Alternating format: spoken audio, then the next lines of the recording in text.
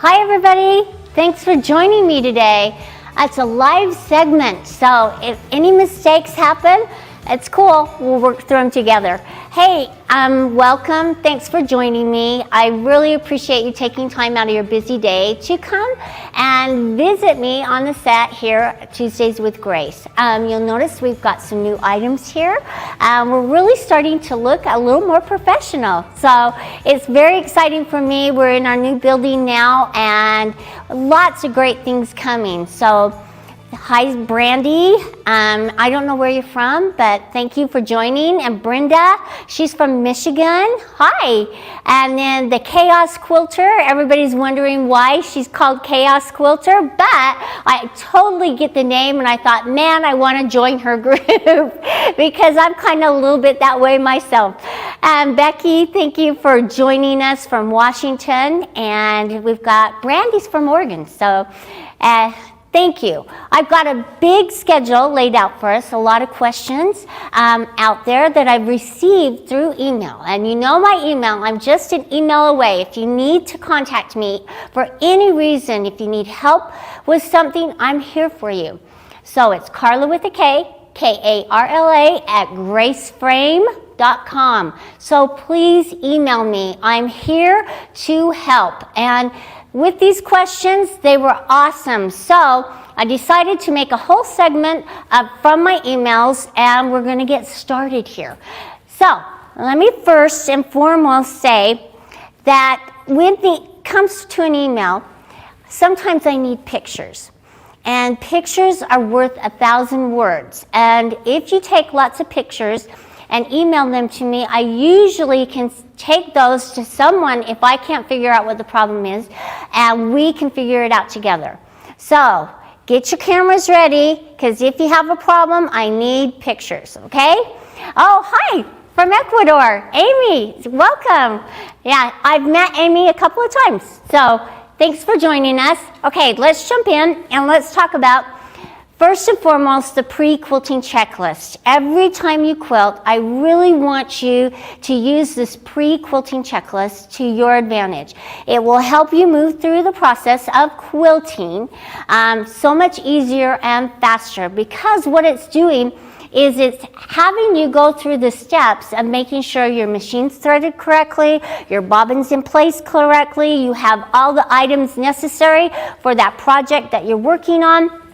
And you're going through the steps and checking the automation as well as your free motion. So it's going to allow you not to have to stop and go and hunt for something, or stop and unpick something, because you'll have everything here. So you'll notice that on my quilt top right here, I have some items that I always have available, and I always have these out. So you'll notice that I have my Allen wrenches. So I have my M4 here, and that usually will work with most of the frame adjustments that I need, okay? So I have this one out all the time, and if there's a problem with my encoders, this is a good one to have out. So I'm going to lay it right down here in my tray of my carriage. And the next one is my M3. This one is really good when you want to replace or change your feet. And it also helps with some of the adjustments on the machine. So have this one out and available as well. And some of the frame parts are an M3 as well. So this is, you know, like I said, it's a great one. Then I have my 2.5. A 2.5 works well for the tablet tray, so if you're changing out your tablet very often like we are here, so have this 2.5 available. And it also works with the encoders. So you have a set screw on the encoder and the screw that goes through the wheel to screw it in to where the wheel goes. So those two are the ones that you use. All right, then I have my pins so that I can pin my fabric to my leaders. I'm going to do a segment on just leaders alone one of these days and show you the proper way of placing the Velcro on. I've just learned a lot through the years. I have some tips and tricks that I want to show you, but I want to show you in a full segment where we're putting the quilt on the frame. And it doesn't matter if it's a hoop style frame or a rolling style like I'm using here. It basically works the same way. So we'll go through that, but I have my pins and I'm just going to place those down here.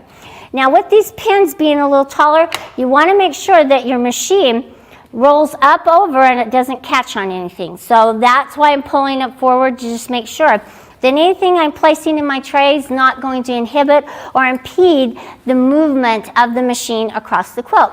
All right, my next little item is my flathead screwdriver. Now, if you have to clean out lint or threads from your needle plate right here, these are great to have, and you'll notice that I have two sizes, and I'll quit moving my hand. That was not very nice.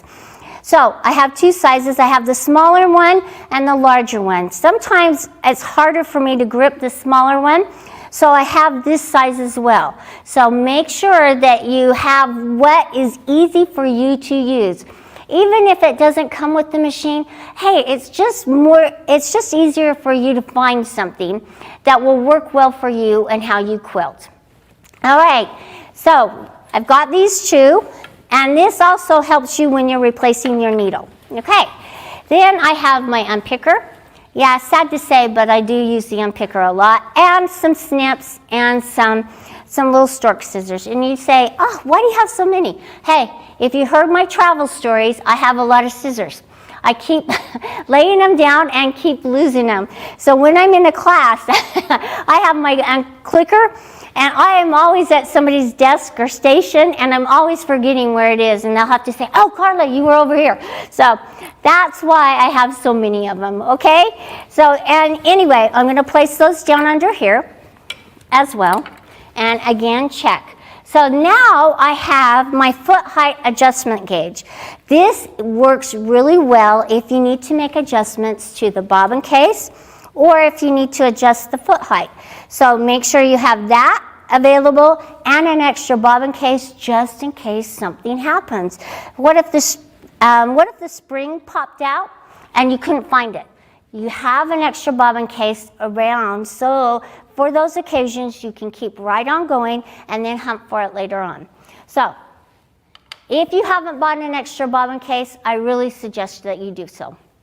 All right, so those are really the basics. I have my tape here because I really did tape this onto the pole. There may be times that you want to do a little cheating and you don't want to pin. That's fine. Just find a way to work with it, and sometimes I'll even use the quilt clips. If we're at a show and things, I don't really like to spend a lot of time pinning.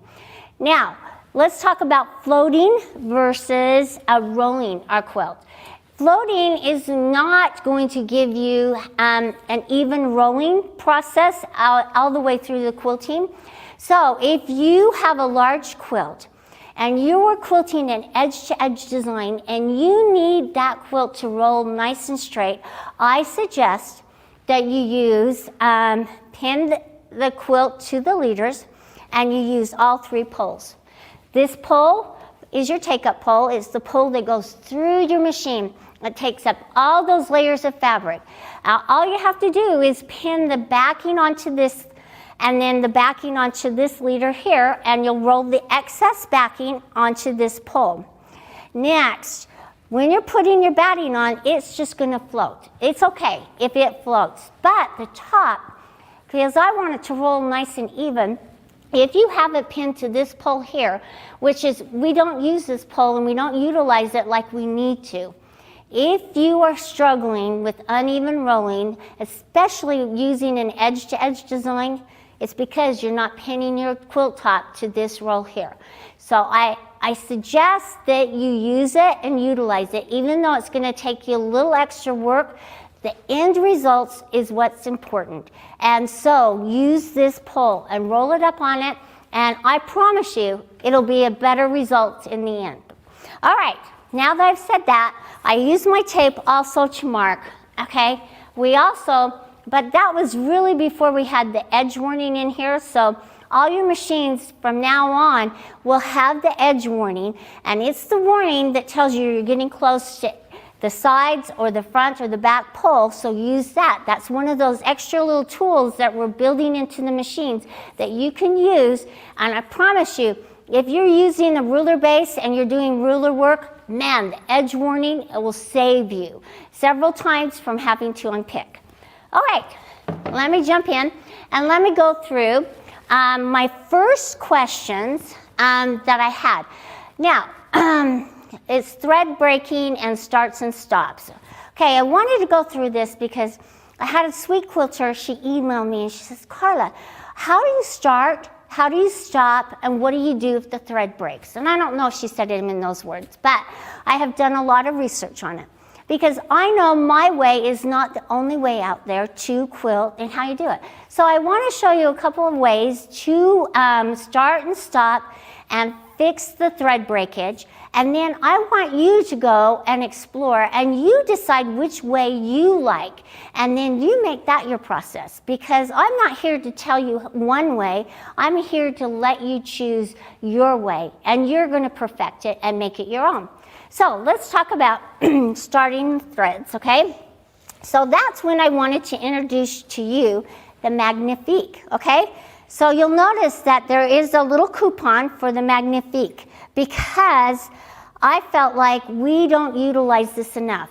My eyes are getting older, I can't see as well, and I hate to wear glasses. First of all, I don't think I look very good in them. And so it's that vanity issue. So with the Magnifique, it will help you look at your stitches. So I want you to notice as I am standing here, magnifying my stitches, you'll see that I have a couple little tension issues that I will adjust and help me work on, but you'll notice that with the variegated thread, it's kind of got a nice stitch there. So turn it around, and it comes with 3 magnifiers, and this is the little handheld one. Now, it comes with the 21-inch machines, but the other machines, they don't get this nice little accessory. So I encourage you to go out and get one. It really will help, and it will help you thread your threads. It'll also help you look at your stitches on top and underneath, and if you have to unpick, it's really going to help you see those stitches so that you can unpick quicker. So use this. Get one, and because we didn't have it on sale for spring fling, that's why I did the 20% off. So I encourage you to run out and get you one today. All right, so that's all that I'm going to sell you today. All right, so as you're working on checking out with the Magnifique, you'll notice that I have these holes here, and that's partially because of the needle size I'm using. So you'll notice that the fabric is being pulled from top to bottom. That's how it's being pulled.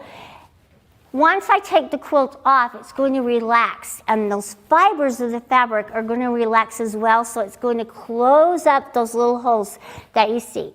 What you want to look for is a nice even stitch, and you can see that I have a nice stitch and my knots laying in the middle there. So it's pretty good. I could adjust the tension slightly. I think my bottom tension's coming on top, but that's okay. I will adjust that. Now, one way to, a lot of quilters who are professional, they will leave long tails at the start and the stop and in the middles. And what they'll do is they'll tie a knot, just like hand quilting. You'll tie a knot and you'll bring it around, and then they'll pop that knot through. Okay? So my knot's really close down there. They'll take it right through in between the fabrics and they'll pop it through. Okay.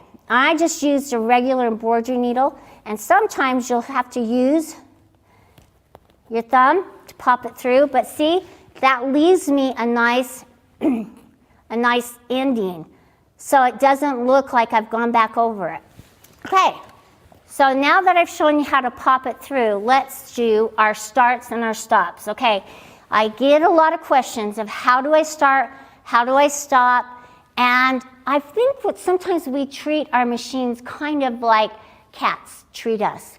We want to accommodate ourselves to them, just like with cats, Well, really, we are here to have the machine work for us, not us work for them. So I'm going to move over here, and I want to show you how to pull your threads up. So I want you to get a long enough tail, okay? And I want you to hold on to this tail. You're going to hold on to the tail in your left hand. And what you're going to do is you're going to push on the buttons on the needle. There's a needle up, needle down button. On the machines, there's a full stitch and a half stitch. And I'm going to show you what they are. This is a full stitch where it goes down and comes back up, okay? And then if you hold on to it, you can pull the thread up. And see, I didn't have to get down underneath the quilt to pull that thread up. I just made it do the work for me.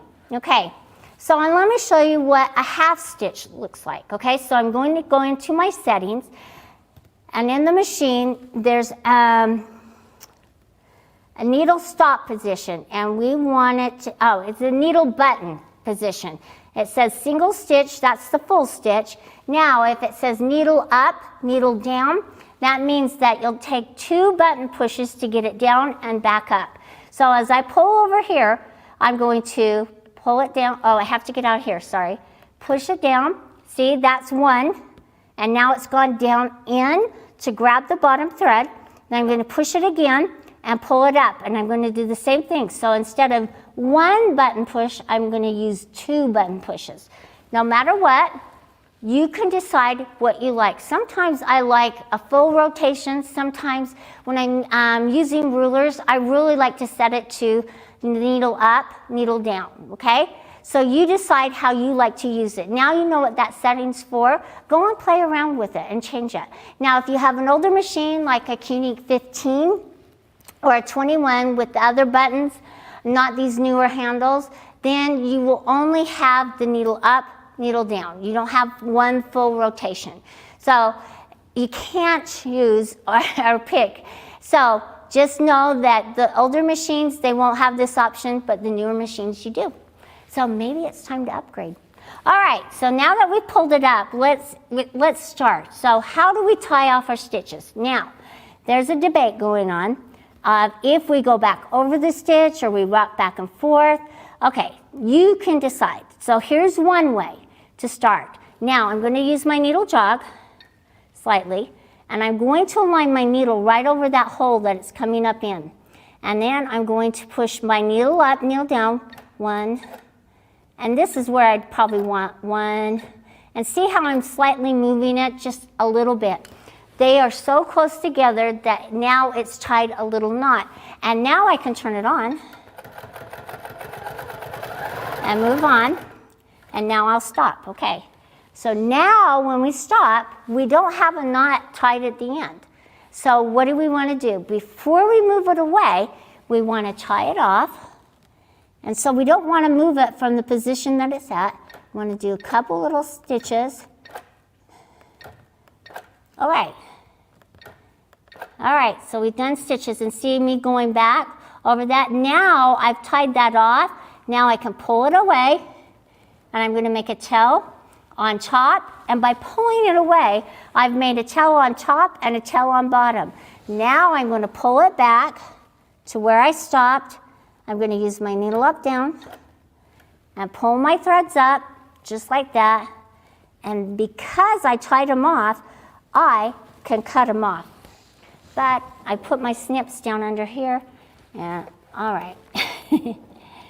Put my snips down under there, and I didn't have them available. So now we can cut them straight off. Or you can do what I showed you earlier, but notice I got off just a little bit, so now it's a little wonky. That's because I tried to go back over it. So I would suggest that you not move back this direction, that you just go one direction, and then you'll have a clean cut and a clean start and stop. All right, so let's try it again another way, okay? So now I'm going to bring up my threads and just bring them up, okay? And because I'm in the needle up down position, I'm going to align it over there, but this time I'm just going to turn it on and this just slowly move it back and forth, and that tied it off. All right, now I'm stopping. Before I move it, I want to go back just slightly. Now I can, and now, okay.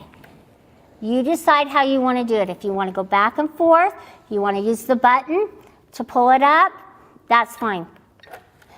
And I'm sure you'll come up with a great way of making your starts and your stops. Now, sometimes I will cut the threads all the way down to the knot.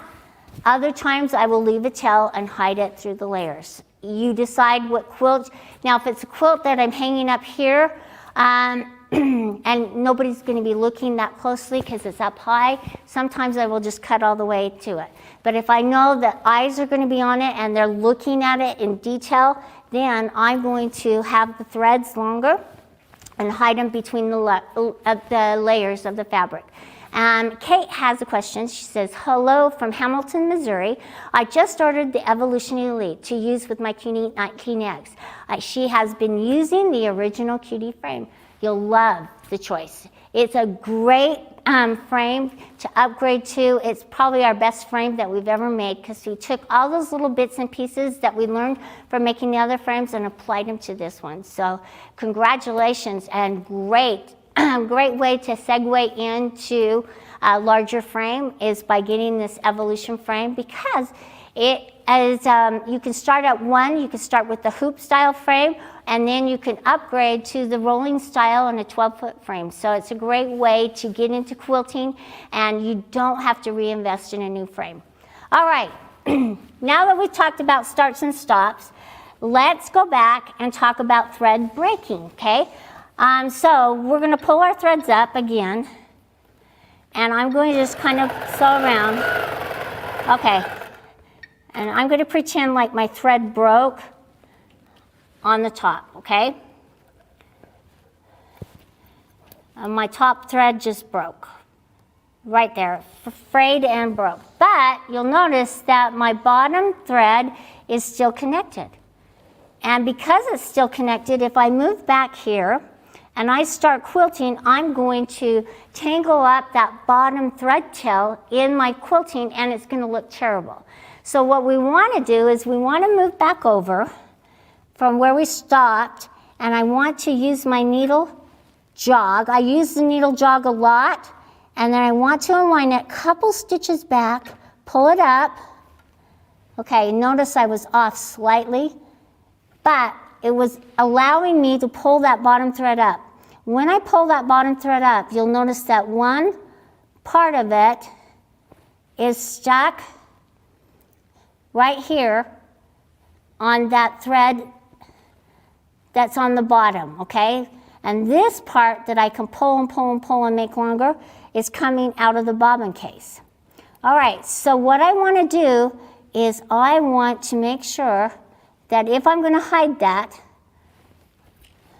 I will hide that later on, but now I'm going to align it. Now that I've cut it, all right, and I've got my top thread up, I can go back, align it over there, and I promise you, you'll do it better than I'm doing it. Okay, it was right there on that. I can pull that thread up now, and I'm back just a little ways, and that's where my little magnifying glass, if you can see, is going to help you. And you can pick what magnifier is going to work best for you. Can you see that? And then you can turn it on and go from there, okay? And then we'll tie it off. All right, and now we have a nice clean. Now you can either cut the threads or you can bury them. Look at that. It's pretty good. Okay. So you decide how you like it. If you have other ways, I'd love to hear from you. She was watching the videos on ruler and needlework, and they always stop in the down position. Yes, you need to stop the needle in the down position, and you can change that on the 19. So sometimes it's just a matter of pressing on the needle up, needle down button for a few seconds, and then the needle will stop in the down position. Other times you tap on your screen, go to the settings, and then you'll have what it's called needle stop position. You want it in the down position. I really like the needles to stop in the down position because it holds my machine in place as I'm starting and stopping. So I will really choose the needle down position a lot. All right, so now I'm just going to cut my threads, and now we're going to talk a little bit more about the automation, and we're going to get into it and about updates and things. Okay. So with the updates for the automation, I had a question about how do I know if there's an update? And I asked Marie, and there's a notification right there on your tablet, but you need to be connected to the internet to see it. So if you have not updated to QCT6 and you have the automation, please update now, okay? And I'm going to show you where to go. All right, so let's jump in and let's look at the automation. But before I do, I just wanted to talk to you about listening for the connections on it. Okay, I was just at a show and I was having trouble connecting. I couldn't figure out what was going on. And it happened to be on a frame that I didn't set up, okay? And I'm not saying that I'm perfect at setting things up, but I just know what to look for. So when I'm going in new and not knowing who has done what or what steps they have completed, it's hard to know. And so you're trying to figure out why is it not connecting. So what happened is that the motor plate has a cord that comes out and plugs in, and I'm just going to go to the back and show you. The motor plate has a cord that goes from the motor plate back here, and it plugs into your power that's mounted to the back of your carriage. And it just so happened that the power cord was down underneath the motor plate and it wasn't plugged in. But I'm telling you, it took me a while to figure that one out. But I asked Marie, my good friend Marie, how do I know if something's not plugged in? And she said, you need to listen. So before you turn your radio on, or your TV, I want you to listen. Hear that sound, that little musical sound that the carriage makes? If you do not hear that sound, and she was right, I didn't hear that sound, but I didn't know what I was looking for or listening for. I didn't hear that sound because it wasn't plugged in. And so I had to undo some screws and pull the cord out and plug it in. And once I did, man, it worked beautifully. So listen. If you don't hear that sound, then you know something's not plugged in correctly. So learn from my things and learn from my mistakes. Okay, so when we open it up, we're going to double tap on the QCT6 icon. And it's going to start loading. All right. So it said the system was in simulation mode. Do we wish to continue in simulated mode? No, we don't want to. So we want to, and then you'll see, make sure the sewing machine needle is up. That's a good sign. Everything's connected, and you'll see it move. If you're not seeing it react this way, then you know you need to look for something. Something's not right. Now it's going to load up the firmware and everything. I tell you, I loaded up the drivers about 4 times before I figured it out. But that's okay. Now I learned, and now you're going to learn what to listen for and what to look for. All right, so here we are. You'll notice that the green light is on. That means my internet is on. Another place that you can see that the internet is connected is right down here on your screen. You'll see these little lines that go up. That means that you're connected to the internet. Okay, so if here in the help, if you'll tap on that, you'll go over here to notifications, and it will tell you welcome to QCT6. Because I already have QCT6 loaded up, I don't need to do anything. But up here in the help files, an online access, if you go, you'll notice that we're online, and you'll look for view notifications and check for new software updates. So it shows you update to version 6.00.43. The reason I'm telling you this is we're going to have an update available to fix some of the bugs You know, your phones have updates all the time, and so do your tablets. How many of you have had Windows updates or iPhone updates or Android updates all the time? So look for those notifications. If you aren't doing a regular maintenance of your updates on your Windows tablets, please do. Please do it once a month or even once every other week. It will force you to do the updates once you go online, and it'll take forever. And it will keep your computers and your tablets running in better condition. So, and it will also fix some of those bugs that they run and that they have issues with all the time. And you know what? Paula said she just updated to 6. She said it was super easy, and it is. It's not that hard. But if you find that you run into some problems, hey, we have some wonderful tech people here, but I encourage you to try it first. We want you to learn and try it for yourself first before you call, okay? So next thing is that we're done here. I'm going to get out of here. You've updated, and you'll see that I am on Quilters Creative Touch 6 Pro. All right, so you're wondering, what are the differences? So with the Pro, with the Pro and the Plus, there weren't many changes. Now with this new update, there will be some changes in it. That's coming, and we're hoping it will be at the 1st of May. Don't hold me to that, okay? I don't want you screaming and yelling, when's that update coming? Okay, that's the suggested time, but we're not sure, okay? So anyway, with this, if you'll notice that on your screen, you have here at the bottom right, it says try other product tiers. So if you have Plus or Pro, if you tap on that, you'll notice that right over here, you have QCT 6. That is the new edge-to-edge version. You can try that out. It's a lot of fun, very easy to use, very user-friendly, and see which way you like it. Now, I like to use the Plus and the Pro. Well, I really like to use the Pro. And so for my edge-to-edge, I will use some of the Pro features, but I really like the designs with the edge-to-edge, and I want access to them. So let me show you how to access those edge-to-edge designs. So we're going to get out of this, and I'm going to go into the Pro. All right, so I'm in the Pro, and I'm going to tap on Pantograph. We're going to set our safe area. And when you're setting your safe area, please set it large enough. So I'm going to go up, off to the top left and push it to the top left, tap on the screen, and I'm going to move down off the quilt and pull it towards me to the bottom right, tap on the screen there. All right, now I set my safe area. I want you to notice these 2 numbers right here. On total width and total height, this is my safe area.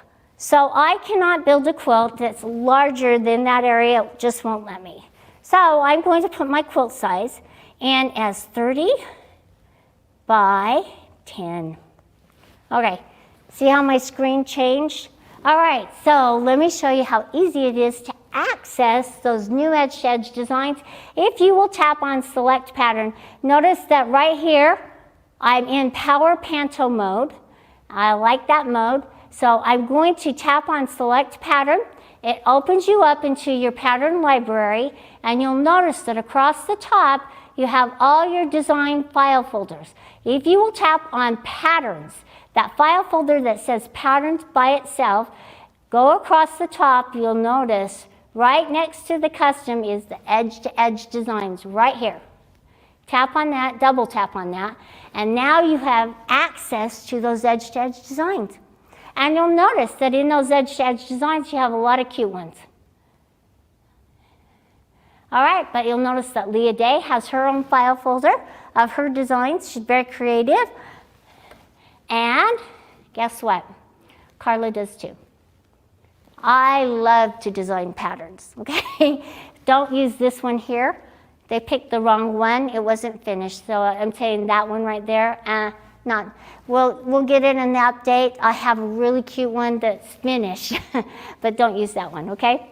All right, so all of these are really fun to use. I really like the little heart one, so I'm going to open it up, and there it is. There's my cute little hearts. But you'll notice that they're sitting on top of each other right here. Let me zoom in. You'll notice that right here, right there at the corner, So I want to put a little spacing, pull it away, and I want to make them a little smaller. I want to make them a little more dense. And now they're not laying on top of each other, and now I could quilt them out. So have fun with those new designs in the file folder. All right, the next question was, all right, now that I've showed you so much, I have a couple more things, okay? What happens when the machine is just tracing? And let me tell you what tracing is, okay? It means it's connected to the automation, and it's moving, the machine's moving, but it's not stitching. That is what we call tracing.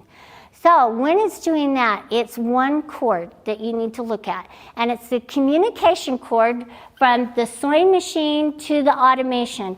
And it looks like your encoder cords. It's a flat black cord that has we call it a little telephone jack end on each side. And one end plugs into the automation motor plate right here, and the other end plugs into the sewing machine. So if it's tracing, that means it's moving but not stitching, then it's that cord. So check that cord, make sure it's not broken and it's pushed in all the way, because as it's moving across, sometimes it can be pulled out just slightly and it won't communicate.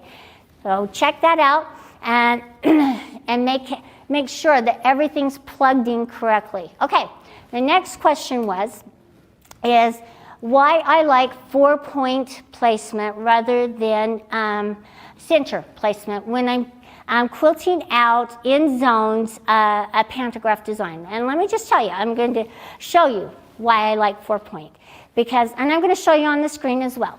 So we're going to quilt this in zones, so I'm going to tap on sew in zones, and I want to show you what center placement looks like versus 4-point. And I'm not going to save this. Okay, so here's my cute little design, and I'm on 4-point placement because we use these tablets in the class, and that's what I like to use. However, I am going to show you what it looks like in center placement. So I'm going to change it from 4-point to center and say okay, okay? So you'll notice, no, I don't want to save it. Okay, so you'll notice that this is my placement, and I only have center placement right here. So as I'm placing it, I'm going to just kind of guess, and I'm going to tap on my screen, and this is where it tells you it's highly recommended. You'll notice that all the way down my quilt, by that one simple little placement, I don't have a way to adjust the angle of the quilt at all. I just have the center placement all the way down. So if my quilt's not rolling straight, like it isn't half the time, then I will have one side, either the right or the left side, moving up, creeping up, and that's where I get overlapping. So if you struggle with keeping your quilt nice and straight and you struggle using center placement, don't use it, okay? We have a better way to use it, all right? So, and that's 4-point placement. So I'm going to go back into 4-point and say okay. So with 4-point placement, it gives you a right placement right here, my A, and then if my quilt's not rolling straight, say it's up just a little bit, look at what happens with B. It brings it up. Now it's not distorting and it's not stretching the design, it's just angling it. It's just pivoting to where your quilt is angled on your frame. And then C and D are optional. But if you are quilting inside borders, you'll want to use C and D all the time to pull it in and out and adjust it. So with 4-point placement, you have more adjustability, and I really suggest you start using it. You will love it. Even though you have a few more placements, man, it will make the hugest difference in your quilting. Now, I know you say, oh, I don't want to place those stickers. I don't want 4-point placements. It's just that much more work. Hey, you spent so much time piecing and pinning. Why not take that little extra time and make it look just perfect? And 4-point placement is going to give you better results. Okay, All right, let's talk about the edges, and then I'm going to end up, and I'm going to let you go and have a good day. And all right, a lot of quilters ask me, what do I do about the edges of my quilt? The bungees get in the way. Yes, they do. All right, they are great, but I will use what I call a little leader on the side. And I don't mind the extra pinning. Again, I told you we spend so much time pinning to get our points matching up, our seams matching up nice and straight. It doesn't take that much longer for you to pin the edges and use the bungees so they're out of your way. And it will allow you to sew all the way to the edge of your quilt, and these won't get in the way and they won't encumber them. So if you're struggling with that, please use the little extra piece of fabric. And I folded it. Notice I had the fold on that side. I pinned it in place, and it will make a huge difference, especially on your sides, because it'll pull it nice and straight. And that's what you want. You want it to pull nice and straight and even. All right, okay. So I think I'm done bending your ear. I just really want you to try these new ways of quilting. Tell me what you like. And Paula says she loves her gold card. Hey, I'm doing the advanced classes now. I want to suggest that you come out and join me with the basic class first and then the advanced classes. But if you just want to pick and choose one or the other, you don't need to know everything with the advanced classes. They're just called advanced classes because we're diving in to learn the functions and the buttons. And I want to encourage you all to come and join me and sign up. And I have a whole summer's worth of advanced classes that I dive in and I go into detail. And we're going to learn a lot. Is there a way to tell me when the gold card will expire? I am not sure on that. I think it tells you that you have a few more days. In fact, I know it does. So it's coming, things are changing, so just let us know. And they say they're excited to install their QCT6, Holly Hicks is.